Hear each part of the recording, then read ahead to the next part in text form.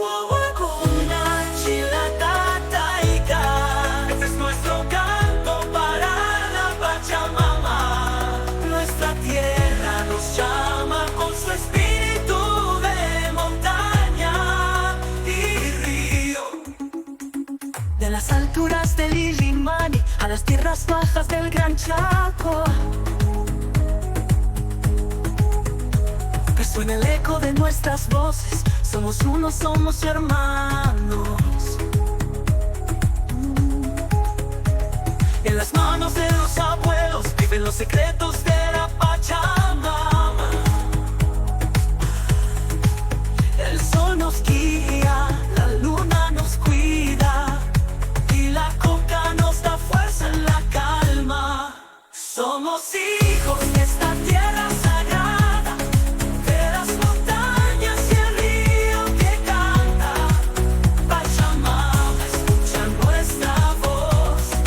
Somos Bolivia unida en tu amor. Wawakuna Chilatataiga. Este es nuestro canto para la Pachamama. Nuestra tierra nos llama con su espíritu de montaña y río. Los tejidos cuentan nuestras historias, los colores de la vida y la memoria.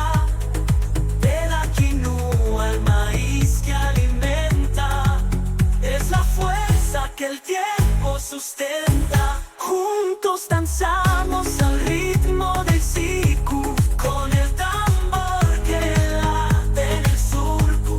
Gila Tanaka, Warmizo Ainanaka. We are the people, we are the guayas. Somos hijos de esta tierra sagrada, de las montañas y el río que canta. Pachamama, escucha nuestra voz. Somos Bolivia unida en tu amor. Somos hijos de esta tierra sagrada, de las montañas y el río que canta. Pachamama, escucha nuestra voz. Somos Bolivia unida en tu amor. Amasúa, Amayuya, Amaquilla. No seas ladrón, no seas mentiroso, no seas flojo. Escucha la sabiduría antigua que vive en cada árbol y estrella. Allá Bolivia, allá mi gente, unidos en el alma, por siempre valientes.